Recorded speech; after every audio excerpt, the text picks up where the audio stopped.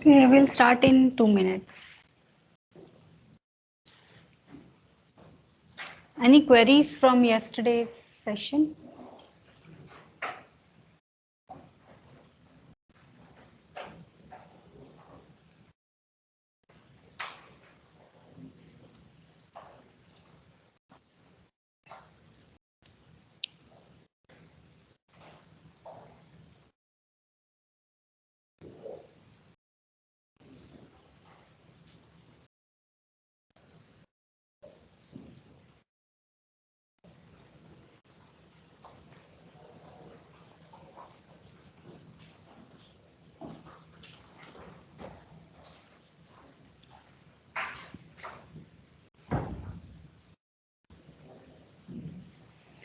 Can someone just recap what we discussed yesterday? Any of you? And just state the topics which we discussed. So that I know that we are on the same page.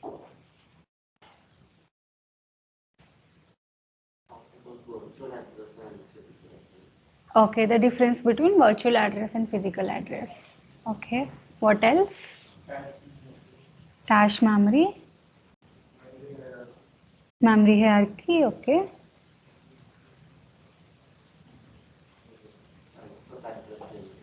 Types of addresses, or I would say types of address binding. So when exactly is an address generated in your system and how. Okay. So for a quick recap for what we have discussed yesterday, the main point was that your compiler, it does not generate your physical addresses. It always generates relative addresses, which we call virtual addresses, which always start from 0 for a particular process. For now, we will see how it can change with time. So these virtual addresses, they are relative to the starting location of your process, right? And it is assumed that it will start from 0. During the runtime, a change is made with the help of this relocation register or the base register. So what happens here can actually, can someone tell me?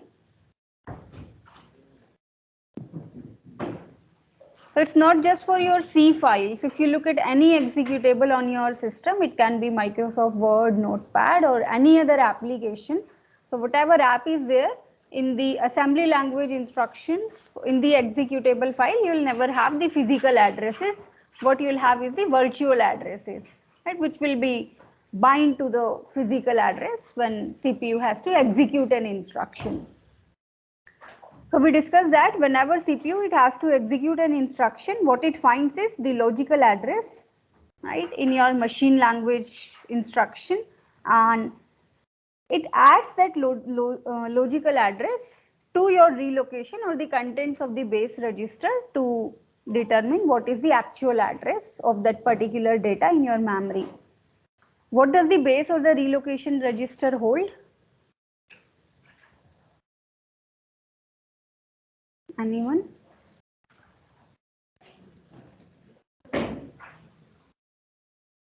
What are the contents of a base register or relocation register? What does it signify?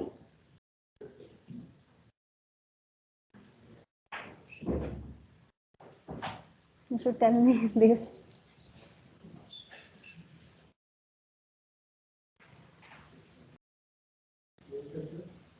Base address. Yes. So what is that base address? It is the first address in memory where your process is loaded. Okay. Tell me this. So maybe we discussed it yesterday also, but once more. Let's say that the size of your memory is 1 kilobyte. Right? We discussed it yesterday. Then what are the valid addresses? 0 to 1023, right? So what we are assuming here that this memory here, it is byte addressable. Does anyone know what is the meaning of byte addressable? Each location in your memory, it can hold 1 byte, right? So 1 byte here, 1 byte here, so on and so forth. So we address the memory according to bytes. So the very first byte, it will have an address of 0. The second byte will have an address of 1, third byte will have an address of 2, so on and so forth. Till where can you go? 1023, right? So this is what 1024 bytes. So the last byte will have an address of 1023.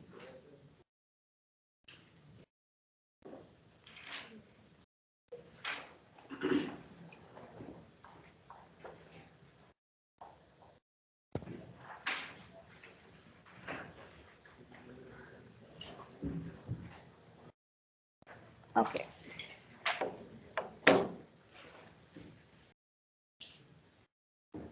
Can you tell me what will be the range of these addresses if I make this memory as 4 byte addressable?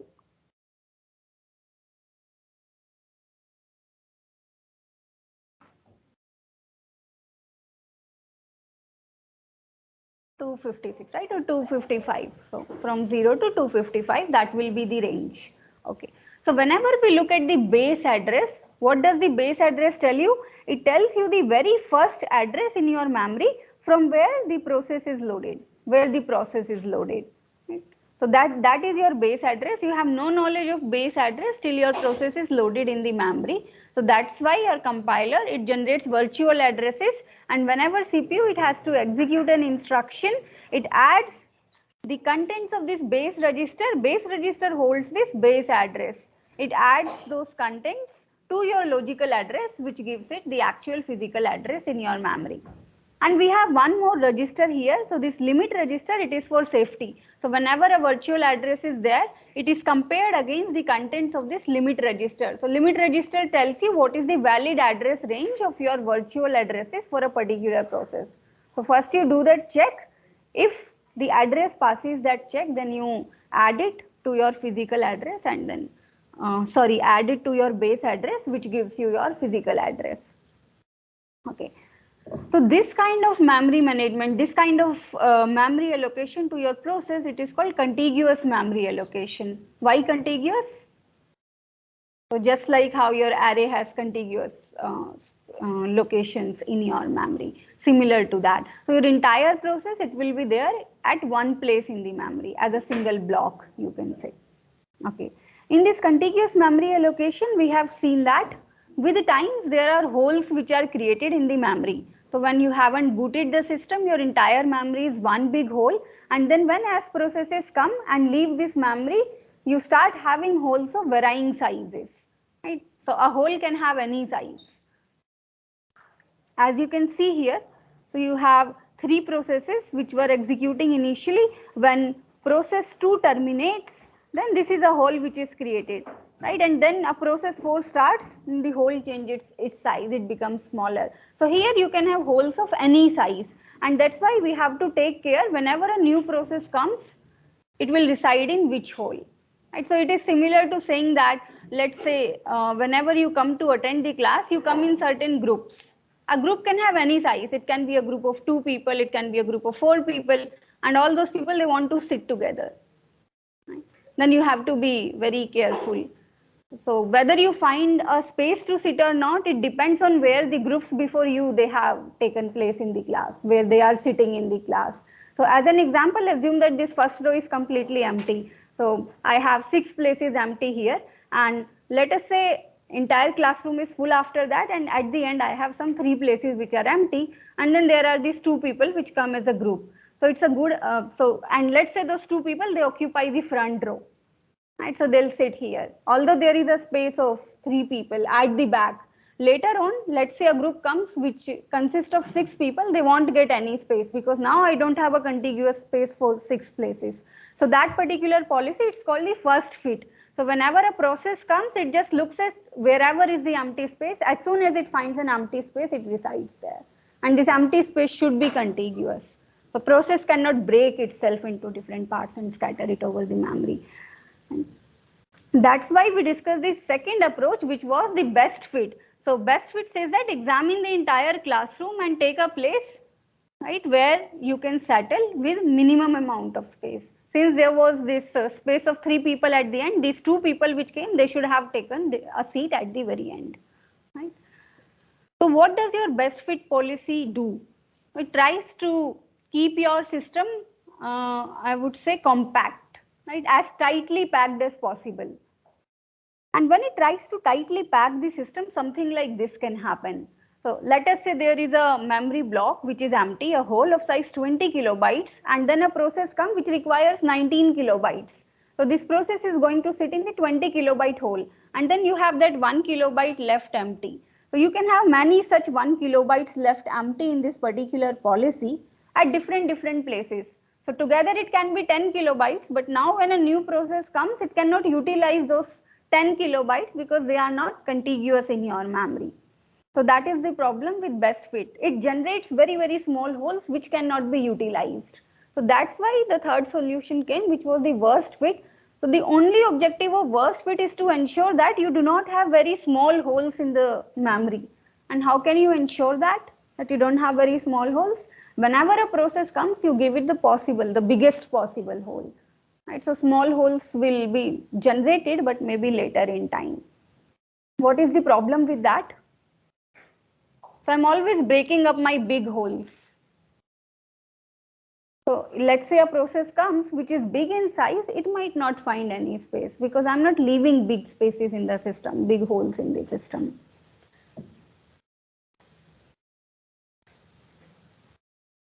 Okay.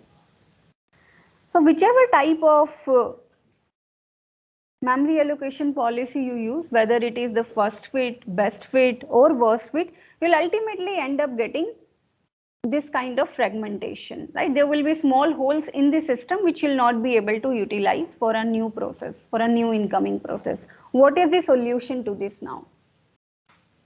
Let's say there are these 5 processes sitting in the system, and then I have these small holes. A new process comes. Together, these holes are that big that the process can be accommodated, but they are not contiguous. So can you propose any solution for that? What can we do here? Okay, one idea is do not use contiguous memory. We'll come to that. Right? So better idea is don't use this contiguous memory approach. Okay, that is a way of implementing that particular thing. We can shift all the processes up. Right? What we can do is you shift all these processes up, bring all the holes down, and then you will make space for that new process. We can do that. And that process, it is called compaction or defragmentation. So as you see here, whatever are the free spaces in this memory, you bring them down, the remaining is shifted up. But how costly is it going to be? You are moving every single process in your memory, it's going to be a whole lot costly. Okay, why are we using contiguous memory allocation? It is easy to access, right? You can access different parts of a process linearly. It is easy to implement. So we can implement this contiguous memory allocation by just introducing 2 registers in the CPU, a base register and a limit register. What is the overhead? Every time CPU it has to execute an instruction, it needs to do 1 addition and 1 comparison. That's it, right? And it gets the physical address. Okay. One more thing which we can do is, so what is the problem? Why we are having these very small holes of 1 kilobytes or 2 kilobytes is, let's say a process, it requires 19 kilobytes of memory and the hole I have is of 20 kilobyte. The moment this 19 kilobyte process takes this hole, 1 kilobyte becomes a small hole. So what if I give process memory more than what it requires? So I give it a little bit of extra memory. So if a process requires 19 KB, I have a hole of 20 KB. I do not want small holes in my system, so I'll give 20 kilobytes to this process. So that is another idea. The process will still reside contiguously in the memory, but there will be some part of its address space which it will not be using. So those 19 kilobytes belong to the process, but there is 1 additional kilobytes which I have given to it. So this particular solution, it is called the fixed partitioning approach. So what we do here is you consider your memory to be divided into certain blocks, right? So let's say of 4 kilobytes each. So first 4 kilobytes, second 4 kilobytes, so on and so forth. And whenever a process comes, you have to allocate it some memory. You will give it in multiples of 4 kilobytes. So if a process requires 13 or let's say 11 kilobytes of memory, so how are we going to allocate it?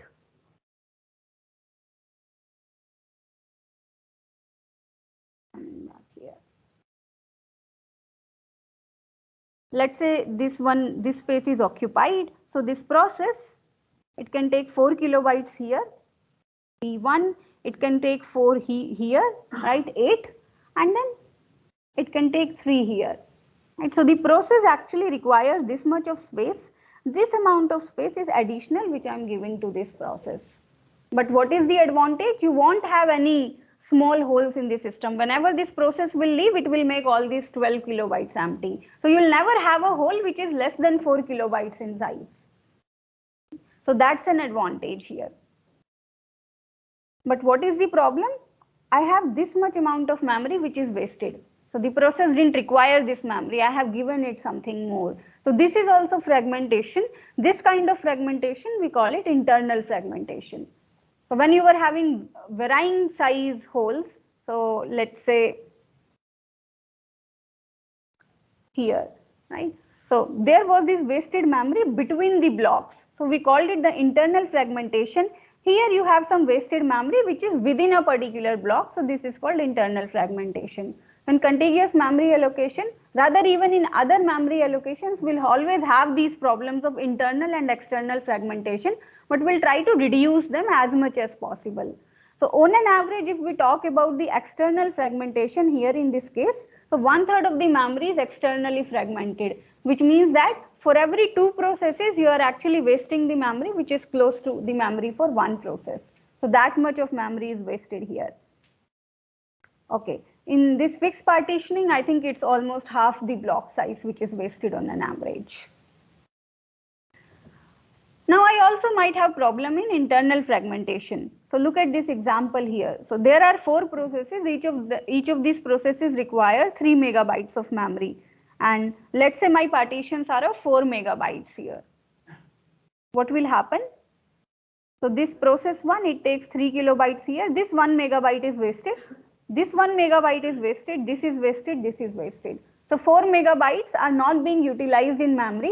And now if I have a new process which requires 4 megabytes of memory, we cannot allocate it, those 4 megabytes.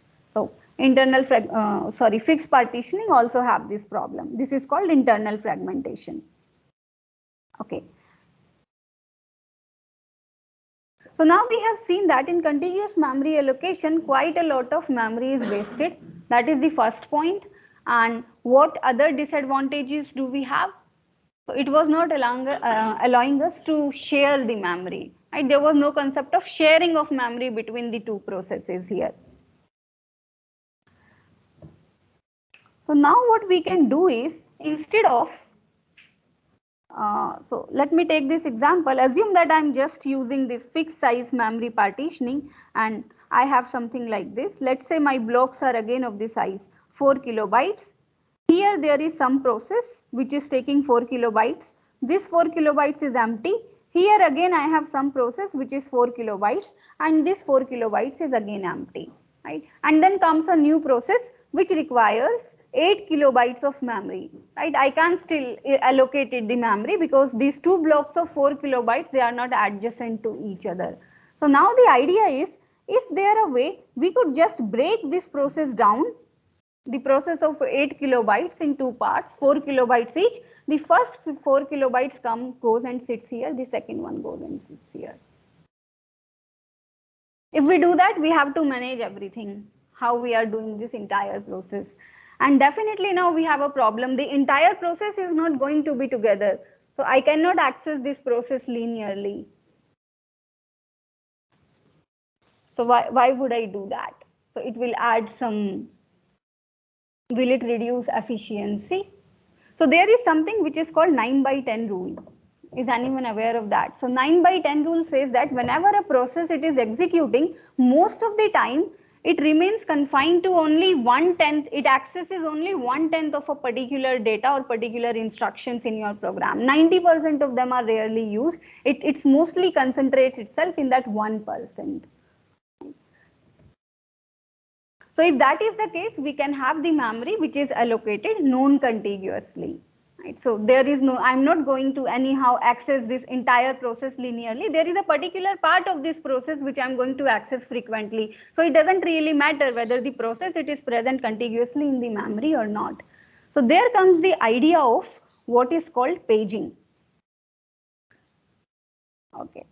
What we do in paging is, it's quite similar to what we are doing in fixed size partitioning. So you have this physical memory. You again divide it, conceptually divide it into certain blocks, let's say of 4 kilobytes each again. It's divided into these 4 kilobytes of blocks. These are called frames, just a jargon. So in your main memory, we say now the entire memory, it is divided into frames. Each frame is of size 4 kilobyte. And whenever you have a process which is to be executed, let's say I have a process here, this process, it is also divided into the chunk of 4 kilobytes. 4 kilobytes, 4 kilobytes, and maybe this last part is slightly lesser than 4 kilobytes. Right? For a process, these are called pages. So if you look at every page of the process, it is of 4 kilobyte. If you look at every frame of memory, it is 4 kilobytes. And now these pages, they can go and sit in any of the frames. So maybe let's say this is page 0, page 1, page 2, page 3, frame 0, frame 1, frame 2, frame 3. So this entire part of this process, it can go and sit in frame 1. This part can go and sit in frame 0, this one can go and sit in frame 3, this one can go and sit in frame 2. Right. So I need not have my process in a contiguous fashion. Also, there might be other processes which are present in between these frames. Is the picture clear? Pages are, you divide your process also into these chunks of 4 kilobytes each. It can be anything, need not be 4 kilobytes. It can be any particular number here. So this process here, it is divided into the chunks of 4 kilobytes. So each chunk of 4 kilobyte, it is called a page for the process. Each chunk of 4 kilobytes, it's called a frame for memory. And the idea is every page can go and it can sit in any of the frames. So there is no requirement for all these pages to sit together, right? Or even to sit in an ascending order. So it won't be the case that page 0 will always be there before page 1 in your memory. So page 0 can be anywhere, 1 can be anywhere, 2 can be anywhere, 3 can be anywhere. So this is the idea. Okay. What kind of fragmentation will be here, external or internal? So maybe this last page here, which was the third page, maybe it was of 3 kilobytes, right? And it's still going to take a particular frame which is 4 kilobytes. So which kind of fragmentation is there? Internal, right? So there is maybe some part of a frame which is not being used. Okay. Now the next question is, how do we implement this? Implementing contiguous memory allocation was very easy, right? So every time your process, it generated some virtual address. Here also the virtual address for a particular process, it will start from 0. The second address will be 1, so on and so forth. So virtual addresses here will still be contiguous. They'll start from 0 and move ahead. But the actual physical addresses where you are mapping these virtual addresses, they can be anything. Okay. How do we do this? In the case of contiguous memory allocation, it was very easy. We just required a base address and the entire process was present there, starting from the base address. So the only requirement was base address. You add this base address to a particular virtual address, you get the physical address. What should we do here now?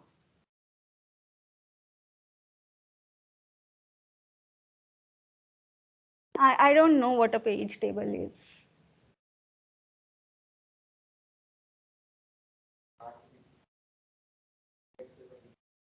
Indexes of the pages. Okay, so what I can do is, if you look at these, so I have divided my process into particular pages.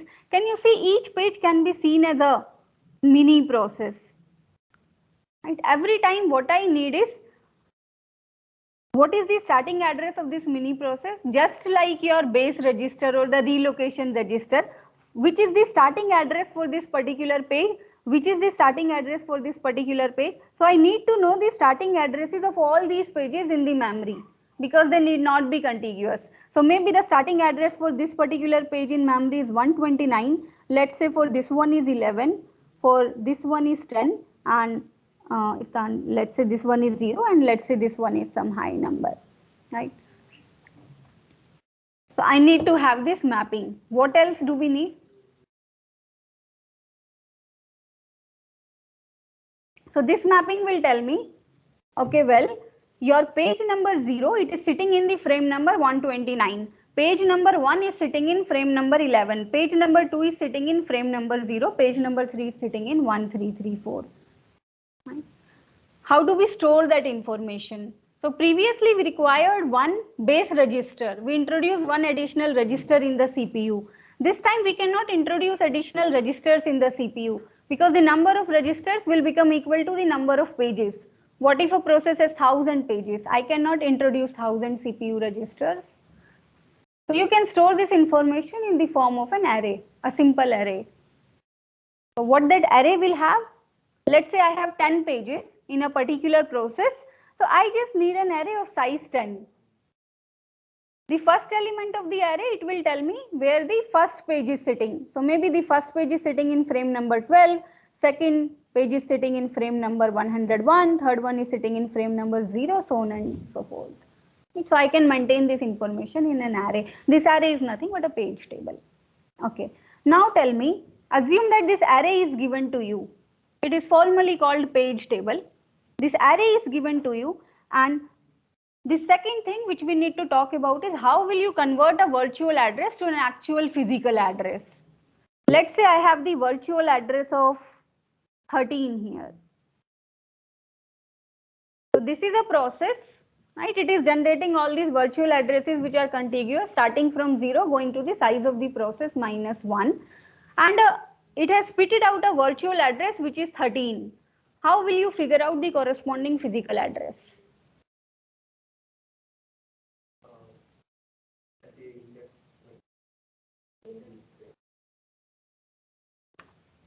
So let me make it simple. Let me say that the memory is byte addressable.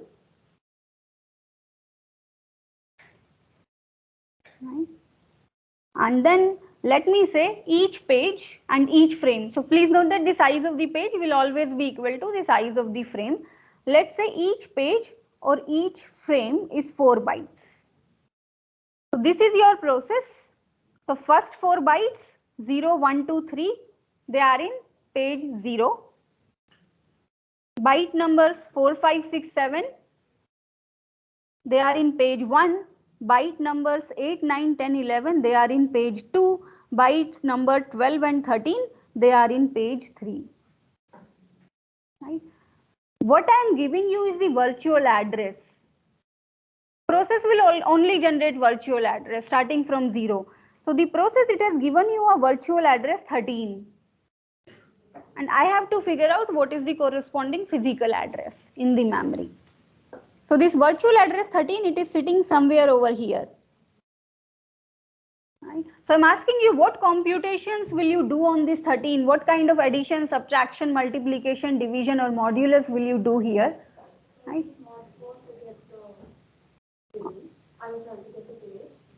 13 mod 4.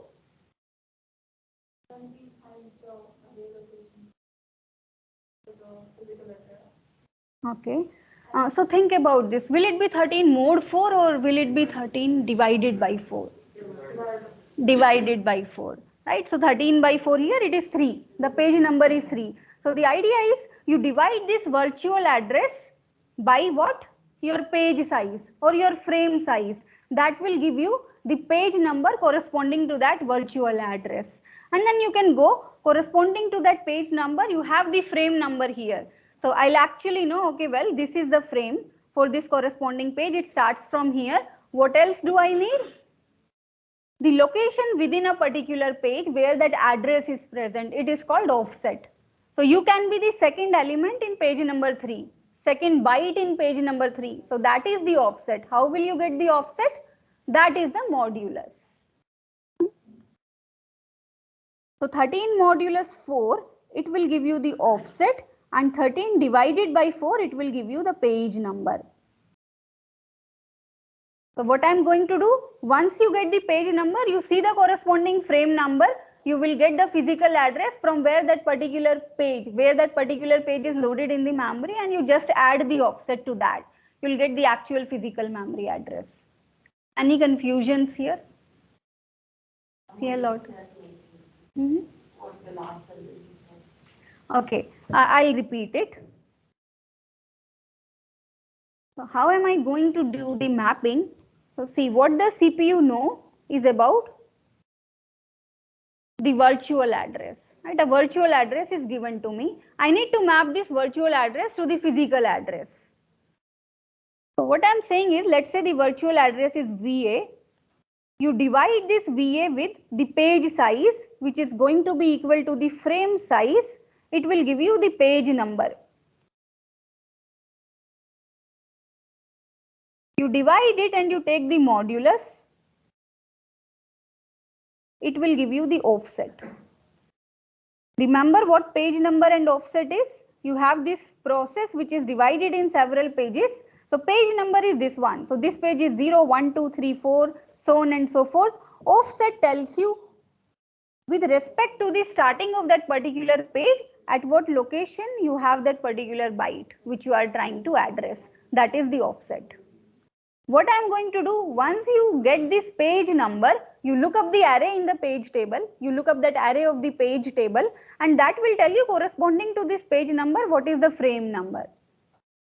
So that will tell you where exactly is this page loaded in your memory, in which frame it is loaded in your memory. Once you have the frame number, you map, after mapping you have the frame number, you add the offset to it, you will get the actual physical address. Any confusion?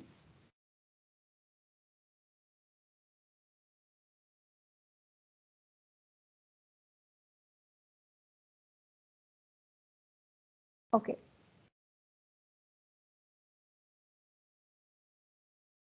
Any problem with this approach now? So we got a way to map your virtual address to the physical address. In contiguous memory allocation, whenever the CPU it has to convert a virtual address to the physical address, it was doing one addition and one comparison. Here what it is doing? Division. Right? And division is quite costly as compared to addition and comparison. And we do not want to, every time I want to convert a virtual address to a physical address, we don't want to do division, which is a costly operation. Is there any other way to do that?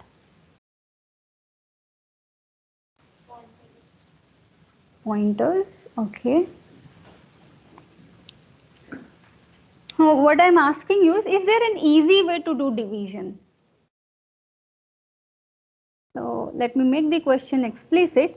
So see, most of the times all these addresses in your system, they will be represented in a binary format. So let's say my address is 13. What is 13 in binary? Can you quickly do the computation and tell me? 1.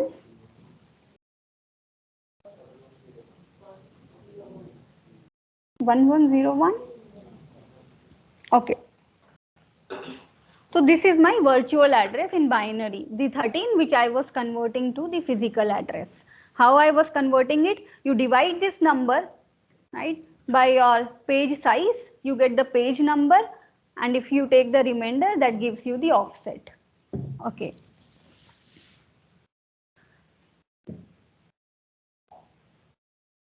Do you remember these two operators? What are they? What do they do? They shift a byte, right? A bit or a bit to the right. So if I shift a bit to the right here, if I apply a right shift operator here, this will become 110. What just happened?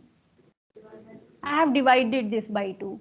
Right? So if I know that, if I simply do a right shift, so shift operations, they are cheaper as compared to your division operators. So if I just divide this with 2, I'm sorry, if I just right shift it by one bit, I have divided this particular binary number by 2. What if I shift it 2 times? Divided it by 4. If I shift it 3 times, I have divided it by 8. So you shift it 2 to the power k times, you have divided it by k. And what is the remaining number?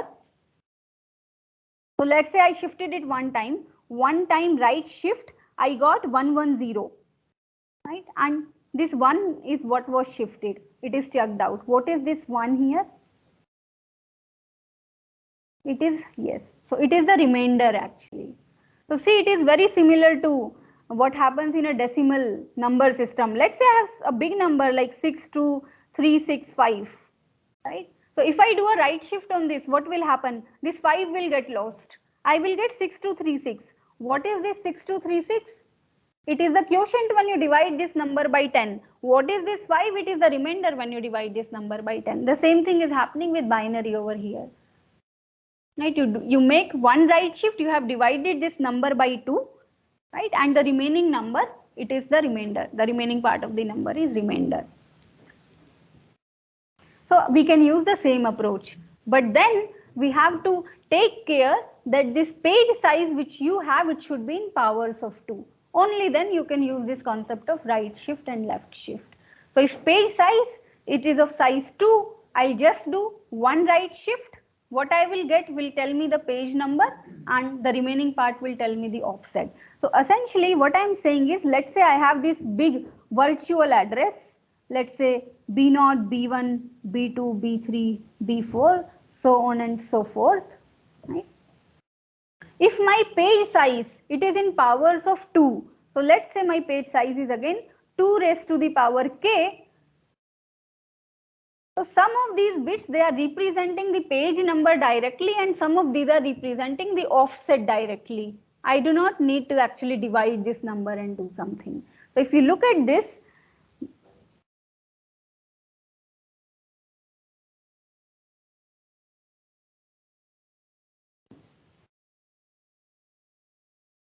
k bits from the right hand side, the least significant bits, they will be your offset, and the remaining bits here, they will be your page number. Think about this, discuss it with each other, and if you have any queries, ask me. So what I am giving you is a simple formula. What I am saying to you is, let's say I have a very big virtual address. Let's take quite a big one here. So these B0, B1, B2, B3, they can be either 0 or 1. And if your page size, it is 2 raised to the power k, then the k bits from here, they are representing your offset, and the remaining bits here, let's say the total number of bits is d, then d minus k bits here, they are representing your page number.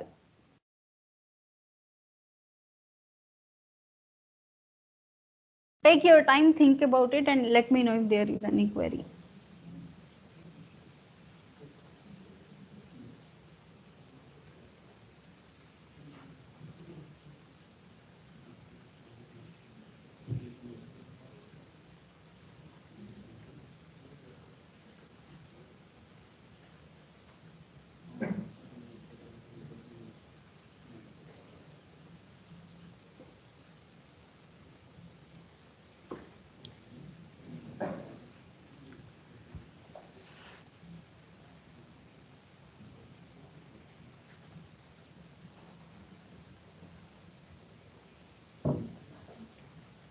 Okay, so typically this entire process, it looks something like this.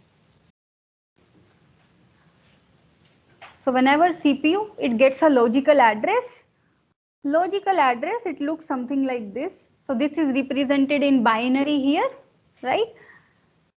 These D bits here, they are the offset. These P bits here, they are the page number, right? And we have just discussed how we get these D and P. So if my size of the page is 2 raised to the power D, then these last D bits, they are your offset, and these first P bits, they are your page number, right? And then I have this page table here, which maintains frame number corresponding to each page. So what is the frame number for 0th page?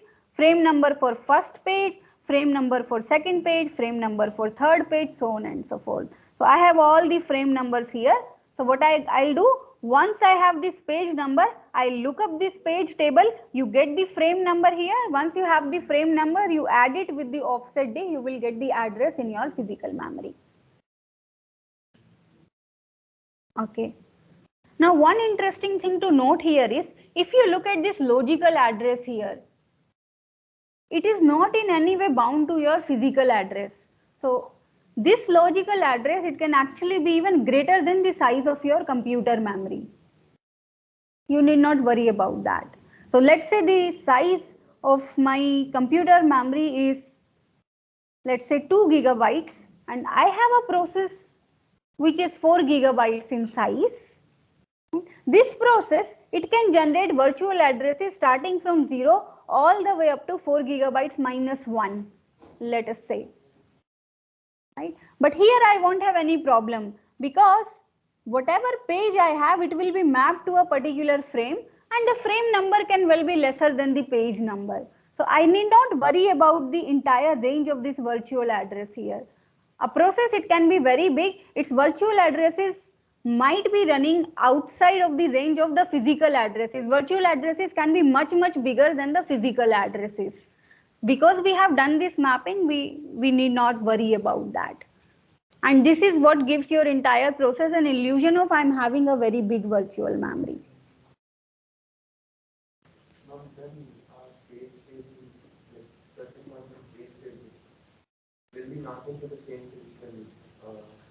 I was expecting that question. So there we have a query. Let us say this virtual address space of a process, since it's going to be very big, bigger than the main memory, let's say it has some 40 pages, and your main memory, it has only 20 frames. And how will I do that mapping?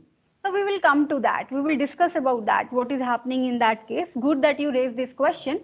So for now, let us assume that the number of pages cannot exceed the number of frames. We'll see what will happen in that case in the next week. Okay. Now I'll discuss, just a second.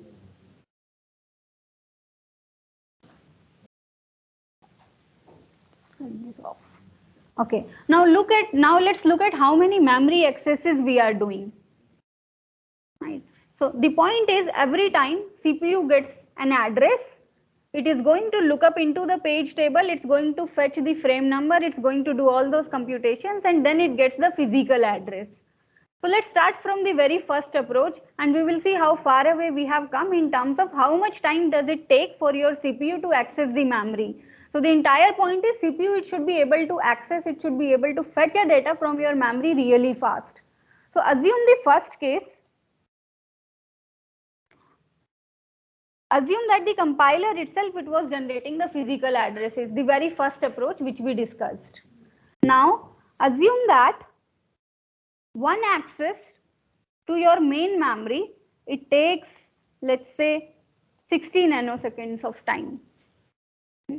So when your instructions, they have the direct physical address, you are not doing any kind of mapping, we don't have any virtual addresses, how much time will it take for CPU to fetch the data? 60 nanoseconds. And any doubt here? So this is quite straightforward. Okay, what if we introduce a cache in between? Right, we have discussed about cache. So we introduce a cache in between, and let's say the access time of cache is 10 nanoseconds. Now what the CPU is doing, it has the actual physical address. Whenever it wants a data, it will first look in the cache. If it finds it in the cache, then your access time, it has reduced to 10 nanoseconds. But if it is not found in the cache, what will be the access time? 70, right? 10 for cache, and then it will go to the memory and look there, it becomes 70. Okay, assume that 90% of the times you find the data in the cache. You might have done this kind of numericals in your computer architecture. Okay, assume that 90% of the times you find the data in the cache. So what is the effective access time now? Can you compute that? So what I'm saying is, let's say I have done 100 accesses. Out of those 100 accesses, 90 times I found the data in the cache, 10 times I didn't find it. So on an average, what was the access time?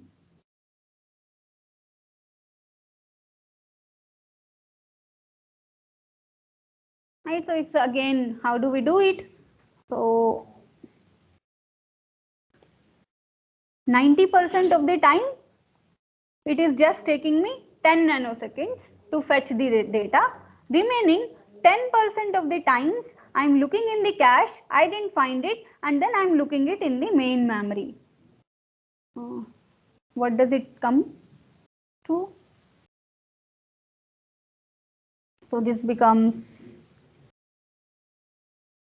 9 plus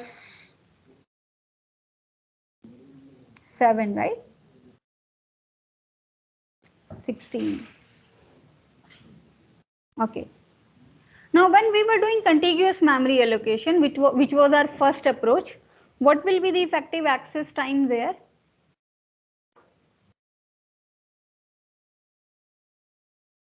So this was the case when your instructions, when your compiler, it was spitting the actual physical addresses. So in your instruction, you always knew where the data is present. You had the actual physical address there. In that case, you are taking 16 nanoseconds to fetch a data. CPU is taking 16 nanoseconds. Can you tell me what is the difference if we are doing a contiguous memory allocation? So this time the instructions, they do not have the actual physical address. They have something which is called a virtual address. Right? And then you map that virtual address to the physical address, and then you go and take the data from the main memory.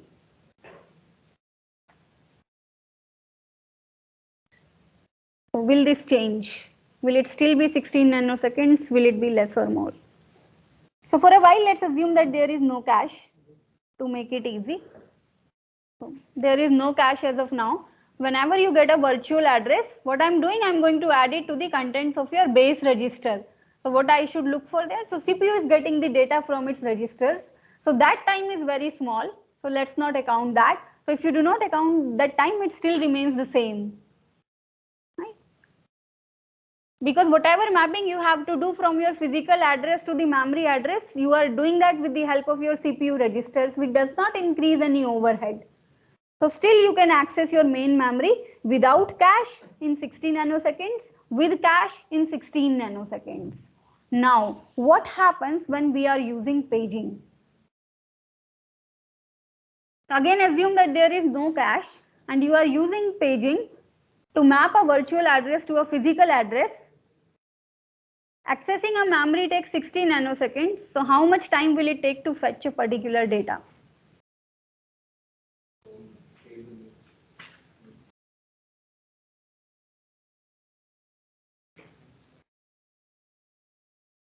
So where is the page table sitting?